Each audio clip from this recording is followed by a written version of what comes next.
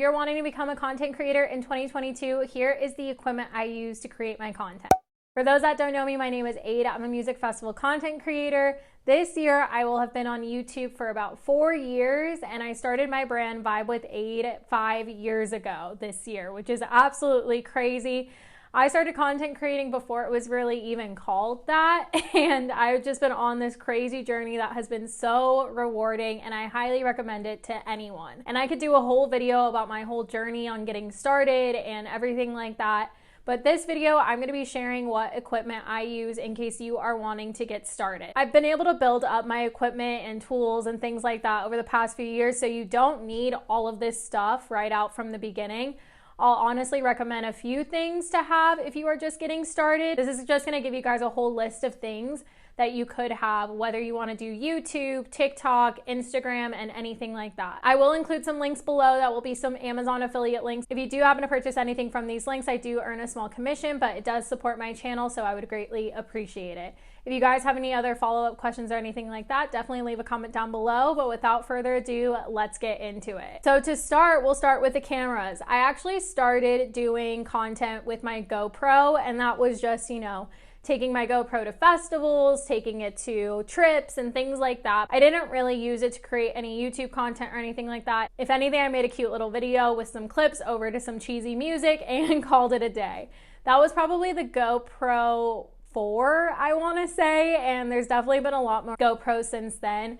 I've heard a lot of good things from my friends Emma Capotis and Brian, who is the festival finesser. They use GoPros for their events, so that could be something to look into, and getting like a little mini handheld tripod for it, that could work great. However, when I first started to want to do sit-down videos on YouTube, I was looking at different cameras, the Sony a6000, the Canon G7X, and I ended up going with the Sony a6000, which is the camera right here.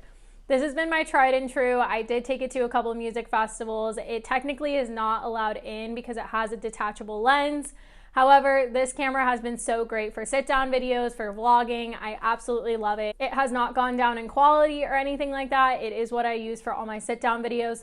The only thing is that when it comes to like recording podcasts, it does overheat pretty quickly. So I try to manage that by pausing it at like the 20-minute mark just to keep from overheating and resetting the clip that way. I could look at a camera that's better when it comes to long-lasting filming. However, this tends to work out great. When I bought this camera off of Amazon, I did get a fun little like camera kit, and so that came with some extra batteries, the charger for the batteries, and just like some other nifty little gadgets and things. I definitely recommend doing that off Amazon because you get some other stuff that could go along with using your camera. I wasn't thinking about getting another camera, and then quarantine happened and I was just sitting at home thinking about, you know, what could I do to invest into the YouTube channel more, into my content more.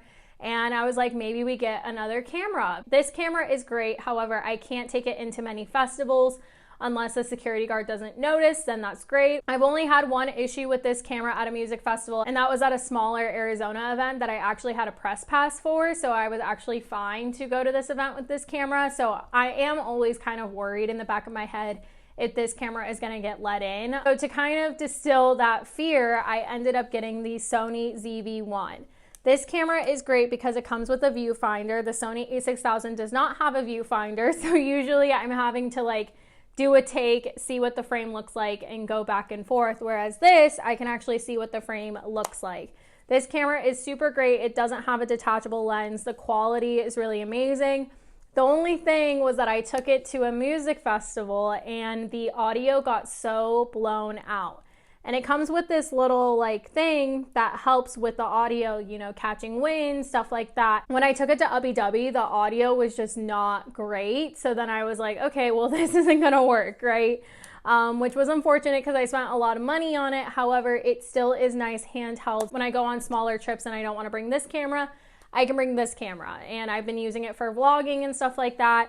The battery life is shorter than the Sony a6000, I will say, so I definitely have to keep that in mind. But this one is meant for vlogging, so it really is about like taking shorter clips and stuff like that, and then you might do a couple time lapses and it'll be fine. But I do really like this camera, and it's a lot smaller. There is a newer Sony, I think, that came out that Alicia Marie just talked about, And that seems like the in-between between the Sony a6000 and the Sony ZV-1 that I would actually be interested in looking into, mainly because of the audio thing. But, you know, it's hard with festivals because of the music and stuff like that. So really just depends. This one is pretty great with the audio at music festivals. The only thing is it might not get let in and whatnot. So then last year in 2021, going back to music festivals, I tried out UBW with this camera. I tried out this camera at Arc Music Festival. The audio wasn't great. So then what I decided to do was to invest in a better phone. I have the iPhone 12 Pro. I absolutely love it.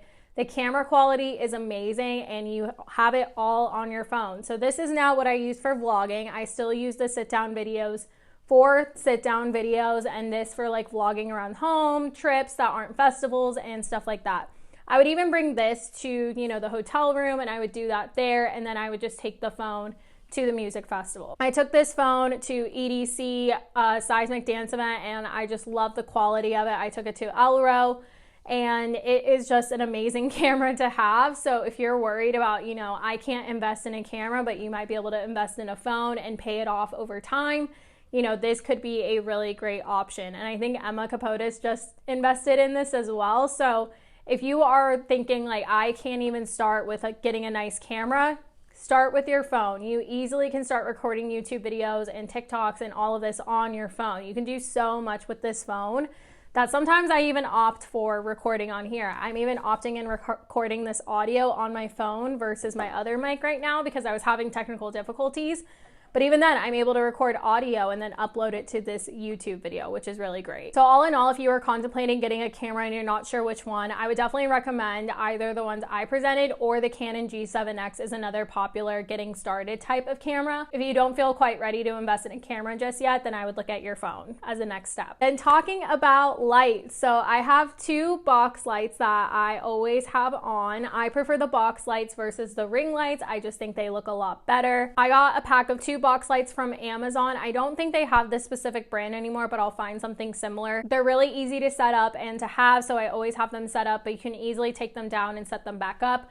I just personally like the look of them compared to a ring light, but that is just me. I also do have a smaller portable ring light, and that is what I use for, you know, any type of Instagram live setup or something like that where I might need some lighting on me. This is what it looks like, and then it did have an attachment for a phone, but that broke. This is what you get for cheap Amazon products, but I do like this light. It has a USB plug-in, and then you are able to control the type of tone of light. So whether you want like a blue light or a warm light or just a regular white light, I think. And so I even use this for Festival Tales podcast just to get some nice lighting onto my face that these lights can't provide necessarily. And then we're talking microphones. So I have this cute little mic that I got from Amazon. This is the Fifine microphone. It is a USB plug-in. It is nice little portable mic.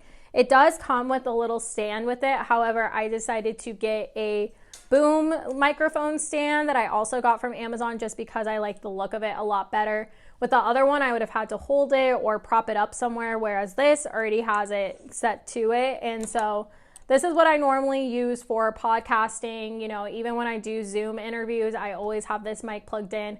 I do really love this mic. It's not working today for some reason. Mercury seems to still be retrograding, but that is what I like to have just for the mic setup. The quality is really great. I would love to get a Yeti microphone one day. That is like top-notch quality. That's what Emma Capotis has.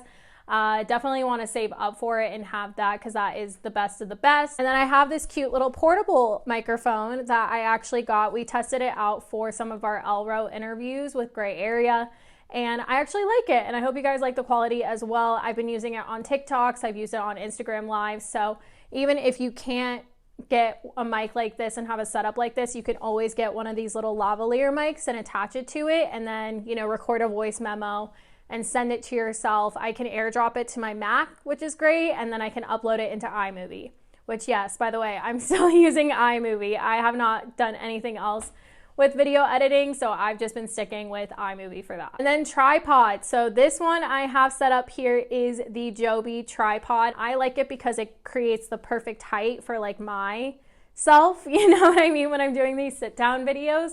So this is the tripod I've been using. This is actually my boyfriend Chase's, but I had one before that ended up breaking. And so I've been using my boyfriend Chase's. He actually used to have the same camera as me. So this is the tripod I use. It's a lot more handheld. This is one I wouldn't necessarily take to festivals, but I might use it in the hotel room if we're doing like a get ready with me or something like that. When it comes to tripods at festivals, they usually do not allow you to bring a tripod. I've taken like a selfie stick one to Coachella with my GoPro and it got thrown away. So it just depends on the festival. Sometimes they'll let the little mini GoPro ones in. It really just varies from festival to festival. And then the other two tripods I have a Manfrotto tripod, which is like a super intense one. Honestly, this is what I used when I was doing like outdoor photo shoots and stuff like that. I would set it up. I love that tripod. It's very easy to use. It's definitely a lot nicer quality. And then I have an Amazon Basics tripod that I got as a gift. And I use that one more so for TikToks and stuff like that because I have a little attachment from the Manfrotto tripod for your phone. So my Manfrotto one I use more so for cameras like this, and then my Amazon one I use for my phone for like standing up or whatever it may be, type TikToks and content like that. If you're gonna do sit down videos, I definitely recommend some type of tripod that you can either have propped up onto a table, propped up somewhere, so that way you can do your sit down videos. I even have used my tripod when I was like filming over on my couch, you know, if I wanted to switch up the background and stuff like that. And then I would recommend, you know, a tripod where you could attach your phone into it. That way you can use it for TikToks or Instagrams or things like that. Could be really helpful. I even use my windowsill because that's where it gets really good lighting. But if I didn't have that, I would use one of those tripods with like a phone attachment to it. That way I could still film like vertical or phone content like that. And then some other things that you don't really think about is getting SD cards. I have the 128 gigabyte SD cards that I have on both cameras. When you fill those up, then I definitely recommend using an external hard drive just to keep track of footage or videos that you upload or just literally anything. I think I have a 4 terabyte, it's a LaCie external hard drive. I think I have the 4 terabyte one. So I keep track of all videos I've done. I used to keep track of all the footage, but now I just pick like kind of key footage that I might need one day for a video as like B-roll or something like that. But it's definitely great to back up everything, and when you are creating your projects on iMovie, you have it live on the hard drive. That way you don't take up so much space on your actual computer. So that's kind of a general rundown of everything I have, from camera, lights, microphones, tripods, and other little things that you might need. If you have any questions, definitely let me know.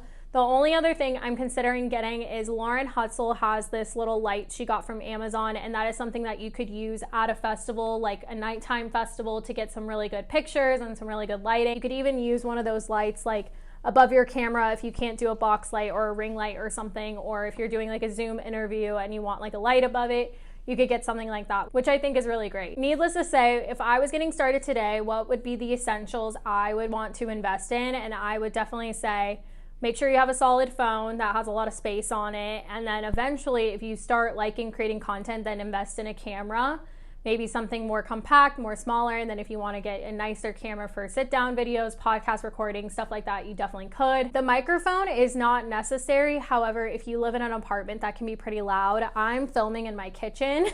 So it's really nice for me to have a microphone to drown out that sound. I also have construction from time to time. You can always hear my heater, like stuff like that. It's really helpful to have that microphone, but I don't think it's really necessary. But if that's something that you really want, then maybe even just think about getting one of these portable ones. Or I think that microphone was like 20 bucks. The stand was like 20 bucks. This portable one was like 30 bucks because it needed to be a plug-in for Apple. So, you know, those are things to think about, but I don't think it's necessary really. If you don't have solid natural lighting coming into your home, then I would look at maybe getting a box light or a ring light to help create some good light. So really just think about like what you would need visually and audio, and then, you know, your setup and stuff. So I would recommend an external hard drive just to keep track of things. Even if you don't have a lot of space on your phone, you could always transfer stuff to an external hard drive just to have it live there. SD cards, I only have one for each, but if you wanted to, you know, get more and more footage, if you were, you know, a photographer at an event or something like that, you might need multiple SD cards. However, I just have the 2 for each camera. And then tripods. You could honestly just get one tripod that comes with the phone attachment to it. That way you could put your camera on it or your phone on it whenever you wanted. I just ended up with 2 tripods, so now one is purely for camera and the other one's purely for phone. So that's just how it worked out for me. Like I said, you don't have to get everything at once. You can invest slowly. That's something that I did when I started my YouTube channel, was like, okay, let me make sure I actually like doing this, and then I'll invest more and more. And once you start monetizing and making money through content creating, then you basically can reinvest it back into your brand and your content creating. So I hope this helps. Let me know if you have any more questions. I hope you enjoyed today's video. If you did, feel free to give it a thumbs up and hit that subscribe button to vibe with me. I love you guys, and I will see you in the next one. Bye.